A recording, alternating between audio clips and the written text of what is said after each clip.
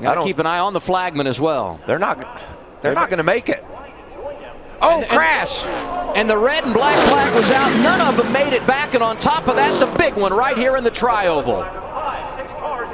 Holy cow. Remember, Landon Castle took off first. He's in it. Hard contact. There's Daniel Suarez. Blake Cook, the 8 car. Dale Jr. is able to drive through it. In the season opener, like I said, in 3 hours and 20 minutes. And here's Kyle Busch, who says, there's 12 more. I really don't have to worry about. Well, that's tongue-in-cheek. I don't think he's clapping for that. You see that Carlos Contreras, that black car in the middle of the racetrack right there, was slow. And see, Kyle Larson's going to squeeze Blake Cook. I think that's actually Suarez was trying to get through the middle, and he just misjudged the room he had to make that move and cause that crash. That was a rookie who was trying to understand exactly how to go about qualifying here at Daytona under this format, and was in a position, got himself in a position that he couldn't get out of. You could see he just cut up, clipped the front of Blake Cook's car, and caused the big crash. Was trying to get in behind Kyle Larson in the 42 car. Didn't quite have the clearance. Prior to today, the only place where big trouble. That's the rookie Suarez up and over Regan Smith, the big one at Daytona in the tri-oval.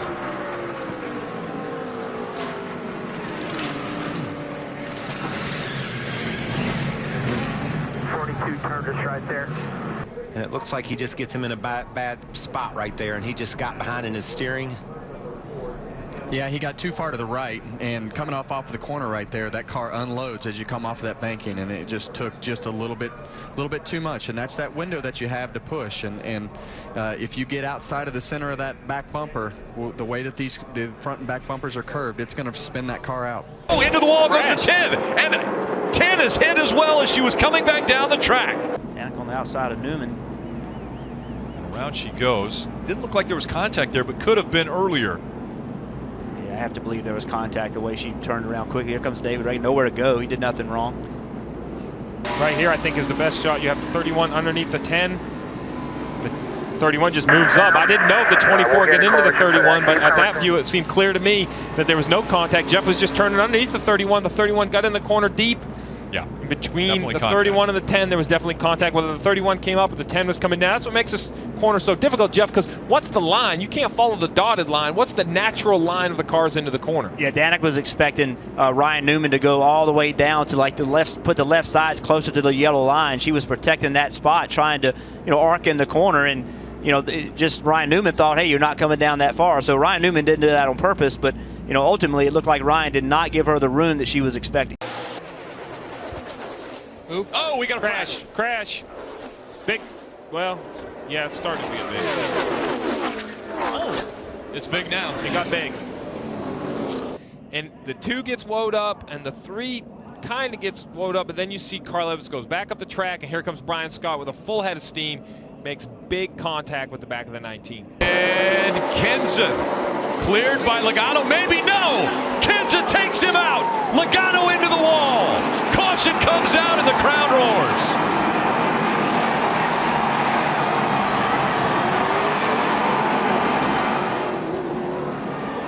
Helmets coming off of the crew members of the 20. And we have to remind you why this is happening. Joey, stay in the car. A couple races ago at Kansas, Matt Kenseth was leading. Joey Logano running second.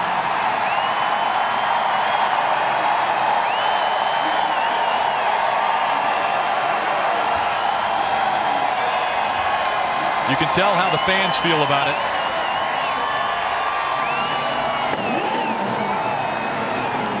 The red flag is out as they will have to clean the track up. A couple races ago in Kansas, the team told Joey to stay in the car, but obviously Joey out of the car, not able to continue on. In the latter laps of the race at Kansas, Joey Logano had a faster car than Matt Kenseth. He got behind him. He bumped him going into turn 1. He turned Kenseth around. After the race, Kenseth said, "That's not the way I want to be raced. Now I know how he races me." Oh, problems here. Every pit road. And going over the double jump as the 15 just launching the truck into the sky as Mason Mingus. Look at all the damage left behind. I mean, he got all 4 wheels off the ground. Watch how fast he came in here. Just coming in too hot on entry. I don't know if maybe the brakes didn't. It seemed like the brakes got to working good right before he hit the grass. Look at that thing ramp up in the air. A really difficult pit road to get to, Phil, because it's right way around the turn. So, but that wasn't even close. Sure wasn't. A lot of damage to Mason Mingus' truck as well, as you see Timothy Peters go by. Eric Jones around, back across the field. The big one, part 2 at Daytona. Yeah, they can't do this. Stay high. Nice straight. Did anybody hit you there, Kel?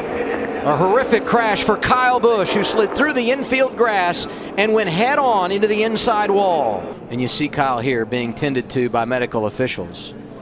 And he is alert and obviously talking, and that's a great sign. Oh, we got one moving into the, we saw this on pit road early. Casey Kane hits the inside wall and knocks it down. Saw some guys' helmets that were sitting up there. So a problem with Casey Kane's car. Goes onto pit road and the caution's out. It's coming off turn 3, approaching the front straightaway. You can see Casey's all by himself, gets loose. Same thing we saw with Jeb Burton the other day, almost in the same tread marks. Can't get the car all the way spun out. Now I'll be honest with you, he's long for the ride, trying to keep from hitting the inside wall, but there's just no stopping it at this point. And as you mentioned, 2 days in a row now we have seen something similar to this.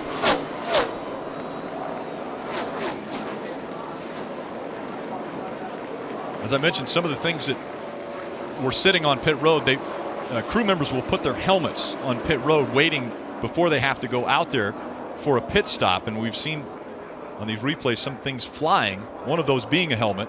And this actually happened between Travis Quapple's pit and A.J. Allmendinger's pit. You can see a piece of Casey Kane's car physically embedded in the wall. You can't get it out. And if you look on the backside here, it's actually come through the other side as well. The wall did buckle a little bit. Everybody down here, first of all, we should tell you, is safe. Everything is fine. As you mentioned, guys, those were helmets just sitting on the wall. Everybody got out of the way in plenty of time. Nobody down here injured at all. A lot of scattering. Brandon Nagdowski, the track president, is down here checking this out. Well, first I was like, I can't believe I'm clear over here this late in the corner, and then all the way to the left heading towards pit wall. And then I saw the people. I was like, man, you guys better take off running, like get out of the way. I didn't know. I hadn't done anything like that before, so it's kind of crazy. Problems. Huge hit for Kennedy. The 11 up on the safer barrier. Down off the wall it comes to a grinding halt in the middle of the racetrack. I'm okay. Hard hit. See, he's racing on the inside of David Gill, and they make a little bit of contact. You see John West Townley was on the outside. He's going to run right into the side of him and kind of lift that truck up a little bit. Got into the catch fence. For the second week in a row, we've had a vehicle in the catch fence. But again, the catch fence did its job. It kept that truck down on the racetrack, and you see it riding along the top of the safer barrier. When they got to turn 1, Phil, I think they were 3 wide, and Ben probably thought that's a difficult angle for the spotters to see as well. And I think that Ben probably thought, wow, look how close that truck comes to going over. Probably thought they were just too wide, and he had room to move up a little bit for the corner. That's what it looked like. Dale Earnhardt Jr. to the bottom of the track. Jr. will win at Daytona. And the big one happens behind them. Oh my God.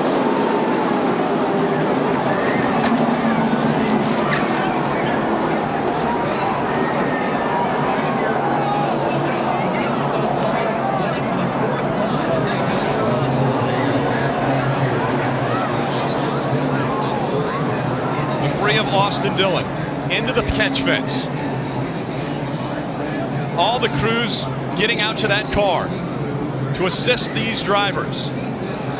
Thumbs going up from all the crew members, and the crowd roars. Look at the catch fence on the front straight. What an incredible sight to see Austin Dillon walking away from that 3 car that is demolished. Yeah, Yeah, the 11 gets kind of stuck in the middle there and comes across the Ford's bumper. As he does, he spins back in, gets the 3 airborne, and he just gets projected off the other cars right up into the fence. He went from the bottom of the racetrack over 2 rows of cars and into that catch fence. Here we go. You can see him on the bottom. Rex starts in front. He runs in the back of the 24. Gets up on the 11. Now he's on top of the 55. And now it's just along for the ride. Yeah, watch the car stop. Watch the car stop. It gets into those poles, and it goes from, I don't know what, 180, 190 miles an hour. I'm just guessing, to a complete stop. That is unbelievable. And it looks like a tour. That's 3,500 pounds. That stock car is extremely heavy. You see here, after he's upside down, the 2 is spinning. Obviously, he's already lost control, makes more contact with the 3. Hang on. This will be a wild ride. That was Tony Stewart going underneath the 3. There it goes. Daniel Suarez, Joey Gase, Ryan Reed, John West Townley, all involved as the leaders started to come down pit road. Brendan Gaughan was sideways on the pit lane. Number of drivers coming down pit road. Brendan Gaughan, you see here, colliding with the pit sign holder of the 98 of Eric Almirola. 2 pit crew members were hurt on that 98 team. One of them taken to the infield care center and released. Another taken to a local hospital for further evaluation. That's the latest we have on that situation.